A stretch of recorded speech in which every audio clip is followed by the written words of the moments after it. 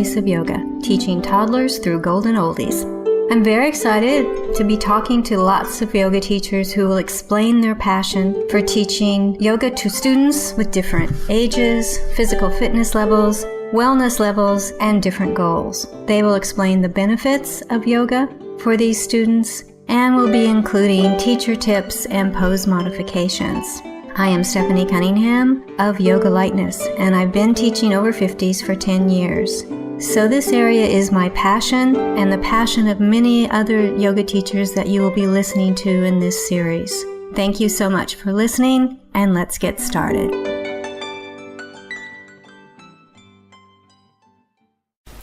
This is episode 34 of Changing the Face of Yoga.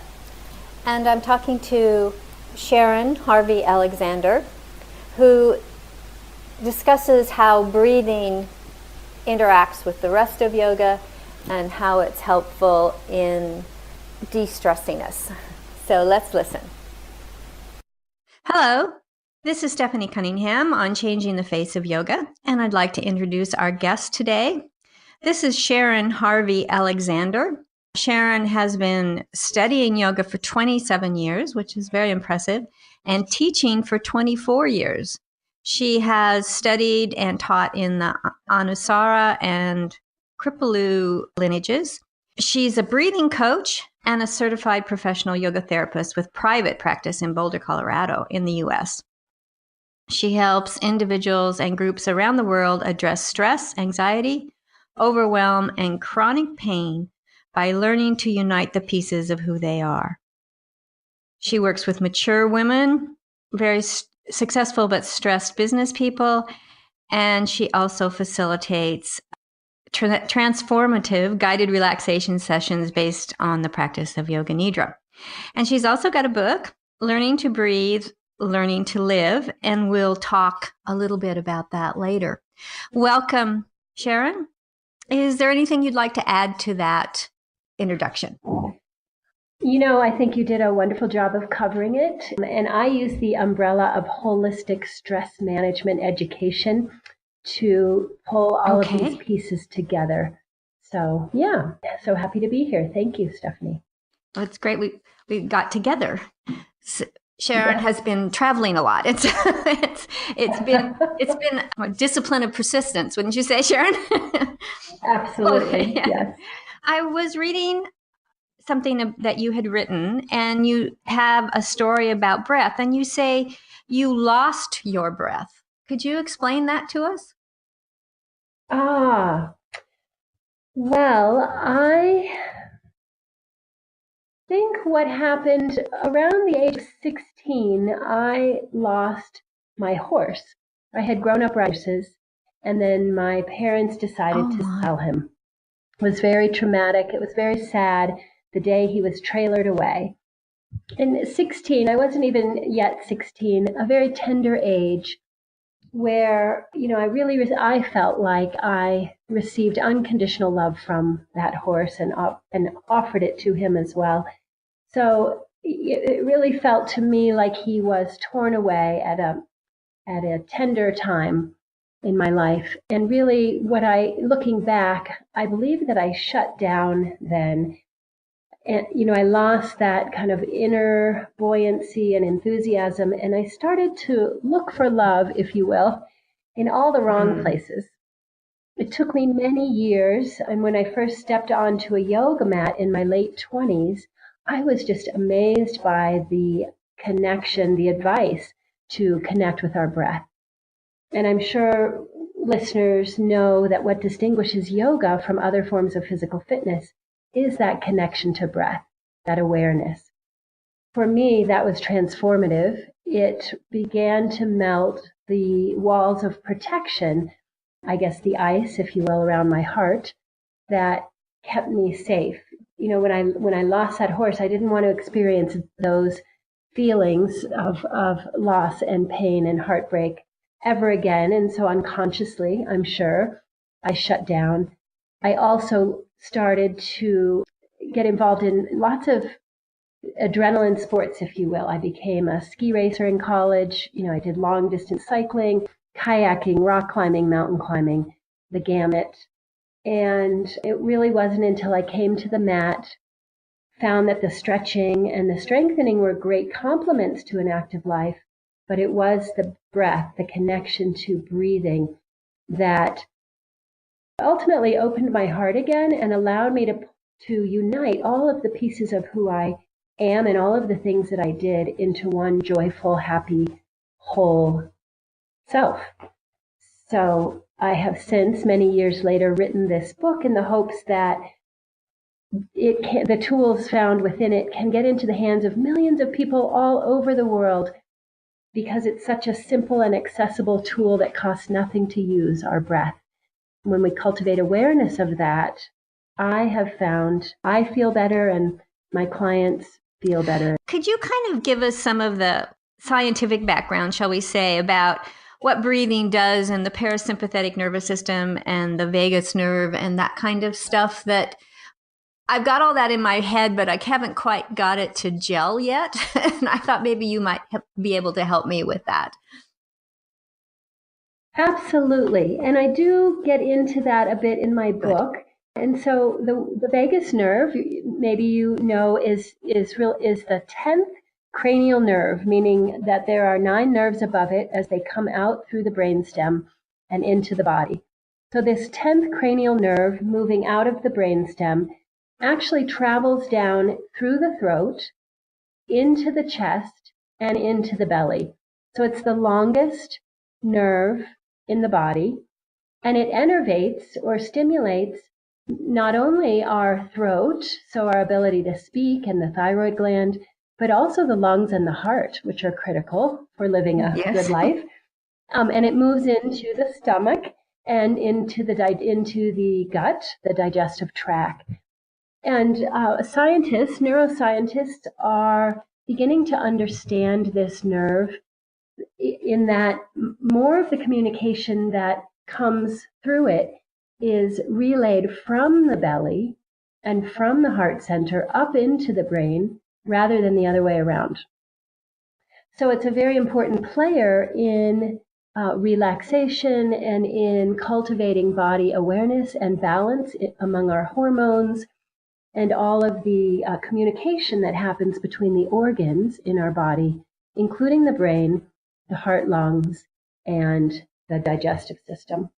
It is called the wandering nerve because of its long track through the body, and it's associated with actions of a restful nature. So by communicating with the brain about the state of the organs in our chest and our belly, this nerve is a key player in establishing balance, what stress management educators and neuroscientists call homeostasis. Mm-hmm. So after exertion, whether it be of a mental nature or physical nature, our body needs to rest, and the actions of this nerve guide us to rest. So in an ideal world, we have time to rest, and that balances exertion, leading to this balanced state of homeostasis where our hormones are secreted efficiently, and our digestive system has time to do its job, and our heart and lungs as well can relax and are not overtaxed. How you can get the vagus nerve to send the messages of being at ease and relaxing, or is that its natural state? Beautiful. That's great. So, and that leads us to a brief discussion about the autonomic nervous system, comprised of the sympathetic nervous system and the parasympathetic nervous system. And tying this back into breathing, when we breathe in a manner that is short and shallow, which happens with stress, which happens when we're really not paying attention to our breathing, but rather just taking it for granted as something that continues whether we think about it or not, we stimulate the sympathetic nervous system, which leads to a sense of the need to fight, flee, or freeze in stressful situations. And that releases stress hormones, including the neurotransmitters cortisol and adrenaline. What happens in modern living, we are constantly stimulated, right, by the cell phone dinging, by the phone ringing, by deadlines at work, by children, being upset at home, whatever it is. Unless we're conscious about taking time out and resting, that's the part of the body that's constantly stimulated and firing. In contrast to that, when we rest, and in particular, when we breathe into the belly, when we move our belly with our breath, we stimulate the parasympathetic nervous system. And that is what some call the rest and digest mode. That signals to the brain that it is time to rest, and that allows digestion, circulation, and reproduction to come online. Those are the opposite of that need to fight, flee, or freeze. Okay. Does that make sense? It makes sense. But then where does the vagus nerve come in? So breathing into the belly stimulates the vagus nerve, and then it sends messages to the brain. It's time to relax. So it's the messenger. It's the messenger. Okay. And we can learn to listen to that. We can learn to facilitate that. We can learn to turn that on through conscious breathing. Thank you. That's really helpful. Excellent description and explanation of how those three go together, because I never could quite get it to go together. So let's go one step more and talk about Yoga Nidra, because I do Yoga Nidra in my classes, and that's almost always the most favorite thing that people love to do, is that relaxation and that mindfulness, shall we say, at the very end. Mm-hmm. Great. How do you do it? I'm curious. I do a relaxation one where I start off with, like I'll say, the top of the left foot, and I want you to really think about it. I want you to figure out the state of it. Is it relaxed? Is it not? But consciously relax it. We go through the whole body, pretty detailed, and then I do a breathing exercise. And if we have time, depending on what we've been doing, I might do a visualization also. Beautiful. Yeah. So that is countering the activity in the class, right? We stretch, we strengthen, we push our bodies, and then we give it time to rest and relax, where integration happens, right? Where the cells of our body, where the muscles and organs also remember what it's like to have been worked, to have, played a role in us bringing our full self into class, into movement. And then it gets to rest and go offline. And that's when these systems, especially digestion, the reproductive organs, are nourished, our circulation comes into harmony, and even our blood pressure, finds balance. So it's a very important component, a very important way to end a class. And then Yoga Nidra, I actually offer it in a series of 5 classes. Each one builds in time, but they're 30 to 40 minutes or longer each practice, and really guides people through the koshas, through the layers of awareness, body, mind, emotion, and into that witness state where they can ultimately rest in a connection to universal energy, to something bigger than themselves. I've noticed in my class that when I bring them out of it, when the class has ended, I've learned not to say anything, because they're all kind of not with me, shall I say, for a while. It kind of takes them some time to come back. Is that? Absolutely. Great. Okay, good. So this is perfect. Yeah. You teach people to do the breathing, the belly breathing, or do you use other kinds of breathing that we've learned in the yoga, like Ujjayi? And I don't do bellows breathing because I work with older people, but Nadi Shodhana, all that kind of stuff too? So in my book, I start with what I call an easy breath. And that's really just cultivating awareness of our breath, right? How it moves in and out of the nose, how when we bring our attention to it, it naturally lengthens, right? It grows more comfortably deep, more comfortably slow. That's the first step. And then I take them into belly breath, diaphragmatic breathing, because of that stimulation of the parasympathetic nervous system that is primarily housed in the belly, or one might say in the lowest lobes of the lungs. And then I build on that. I have a counting exercise, and there are reasons why we may want to exhale a little bit longer than we inhale. For instance, that leads to relaxation, stress relief. There may be a time where you want to inhale longer than you exhale, can energize and uplift. But there's value also in balancing out. So that might be the 4-4-4-4 breath that we talk about in yoga. Inhale, exhale, and the spaces in between being the same length. So there are different reasons to use one or the other of those.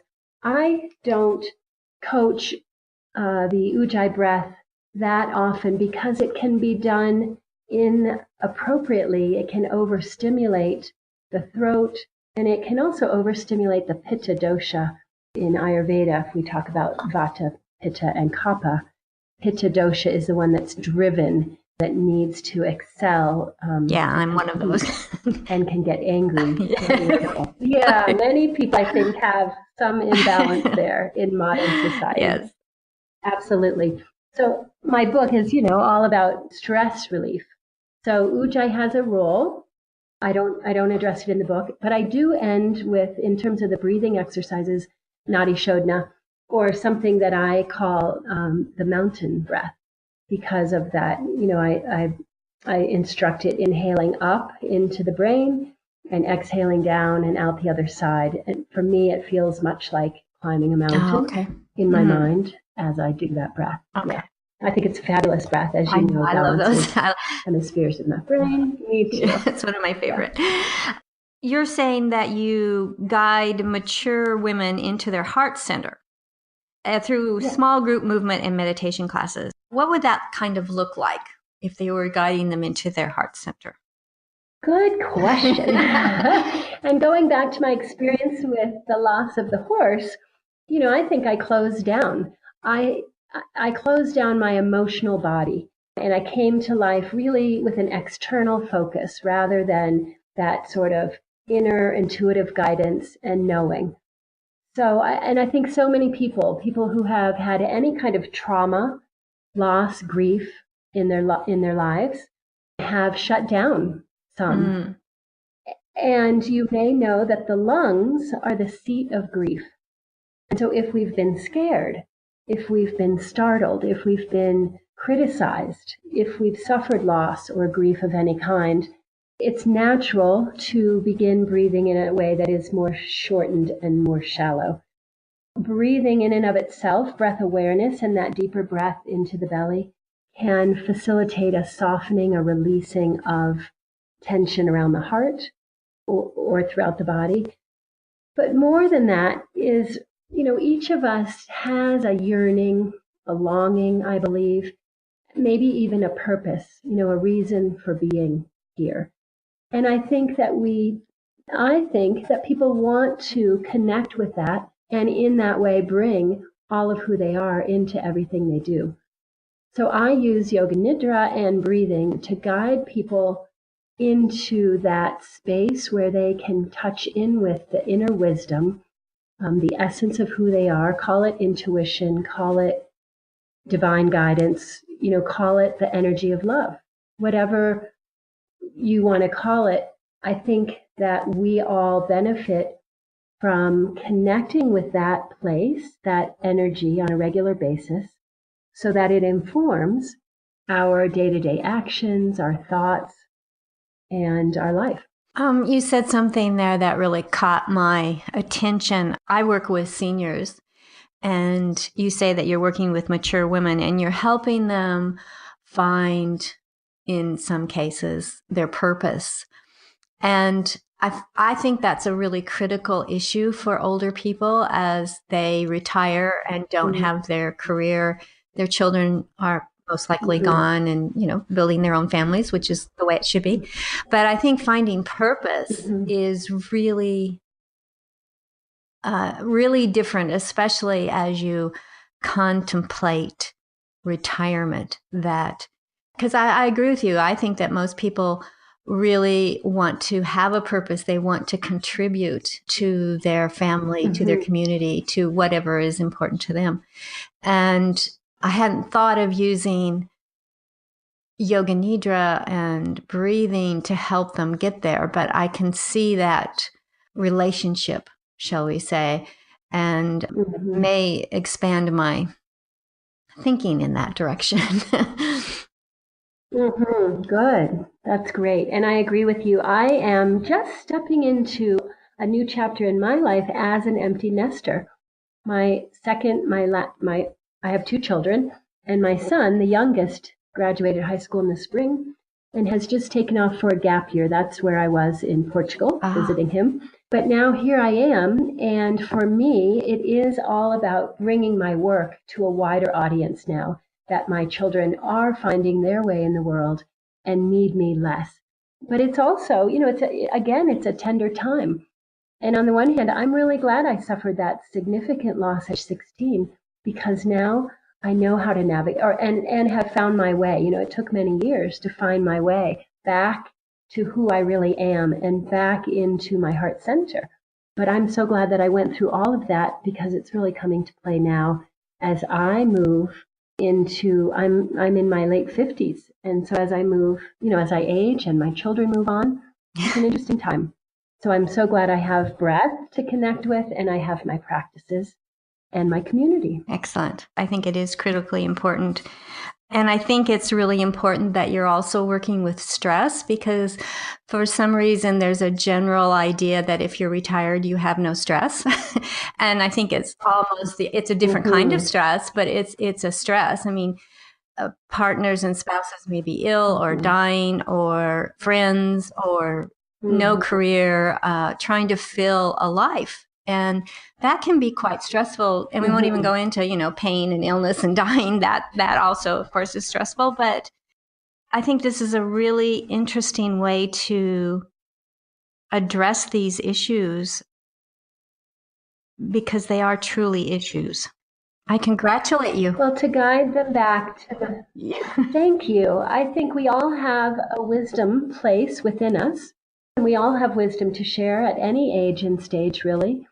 So to guide them to that, and to really acknowledge the wisdom that they have accumulated over the years, acquired, and now have to share. But also maybe it is a more of an inner journey as they begin to define what they want their last years, be that a decade or 2 or 3, what they want that to look like, and how they want to exit the world. I think that inner conversation with the teacher that is within each one of us is so important, at every stage, but certainly with the seniors that you're working with. Yeah. Absolutely. Well, let's get to a little more detail about your book. It's called Learning to Breathe, Learning to Live. And why don't you, first of all, tell us a little bit about it and then where someone could get it if they wanted to. Sure. Thank you for the opportunity. So, as you mentioned, it's called Learning to Breathe, Learning to Live. The subtitle is Simple Tools to Relieve Stress and Invigorate Your Life. And I include 6 breathing techniques that build upon one another. I referenced what I call the easy breath and the belly breathing, and then moving into just listening to the sound of breath, drawing awareness more inside. And just doing that calms the body, stimulates that relaxation response. So that is a portion that could turn into a mantra practice where they may associate a sound or specific words of their choosing with the movement of breath in and out of the body. And then I do talk about counting, balancing out the rate at which we inhale and exhale, and then modifying those based on specific desires or needs. And then I do share that mountain climbing breath or the alternate nostril breathing. And I've also included 2 guided meditations or guided relaxation activities that people can use on their own. And I've had wonderful feedback about the results that people experience moving through those. At the back of the book, I've included a 5-week plan for those who like structure and they're handheld as they implement the material in the book. And it can be done in as little as 5 weeks. And yeah, the book is available through the publisher, which is Balboa Press, a division of Hay House, balboapress.com, and they just type in the title or my name, Sharon Harvey Alexander, and it's available in soft cover and hardcover, also as an ebook. Oh, great. Good. So I would love to see this book get into the hands of millions of people all over the world, because I think, we all can benefit from learning to breathe and using that as a stress reduction tool. It really costs nothing to implement, and the benefits are fantastic. Before I give all your contact details, in case someone would like to look at your website or whatever, is there anything that you would like to add that we haven't covered that you think would be important for the listeners to know? I touched in on the koshas. I think that it warrants just mentioning that again. The koshas are an ancient model for considering all of the aspects of who we are. And it starts with the Annamaya kosha, which is referred to as the food sheath in the Upanishads, where they discuss these levels or layers of our being. The food sheath, that the physical body that we nourish with what we take in. And then there's the Pranamaya kosha, the breath or the energy body. And that is really what we're nourishing when we breathe and connect with life force energy. And so I think it's important to recognize that we're not just taking air into and out of the lungs, but we're nourishing our body at the cellular level with prana, with life force energy, when we bring awareness to our breathing. And then there are 3 more layers. The Manomaya kosha is the mental body, so our thoughts, what goes through our mind, and even in our unconscious, all of that is very important to consider as we unravel the past and look at how to bring our whole self into the future by just enjoying every moment as it unfolds. After that 3rd layer is the Vijnanamaya kosha, the wisdom sheath. And that's really gives us a perspective that there's much more than just our physical experience or what we taste, touch, smell, hear, and see. And finally, as we move awareness through these different layers, we're able to connect in with what the ancients call the bliss body or the Anandamaya kosha. And that's really where that union with all things around us that the breath offers, that connection from the external to the internal and beyond. That's an amazing experience for more advanced practitioners to cultivate. But I just love the model of the koshas because it helps us to understand that we are more than just our body, our mind, our emotions, And I think breath is the link, that life force energy traveling on the breath is such a gift, and it is the link to healing, to well-being, and to being the best that we can be in any moment. Wonderful. I love that explanation. That's great. If you would like to email Sharon, her email address is mountainsmiles@msn.com. And her website is www.mountainwisdomholistichealth.com. She's on Twitter at Sharon Harvey Alexander. And her Facebook page is sharon.h.alexander1. And her book is Learning to Breathe, Learning to Live. It's through balboapress.com. Just put in the title or her name, Sharon Harvey Alexander. And you can get it in softcover, hardcover, and an ebook. And I certainly think it sounds like an interesting topic. And obviously, you're very, very knowledgeable about this. So thank you so much for this interview. I think you've really explained things very, very well. And I appreciate you taking the time to come on the podcast. So thank you so much, Sharon. Absolutely, Stephanie. It's my pleasure, and I'm so delighted to be part of this. Thank you for the opportunity. Thank you.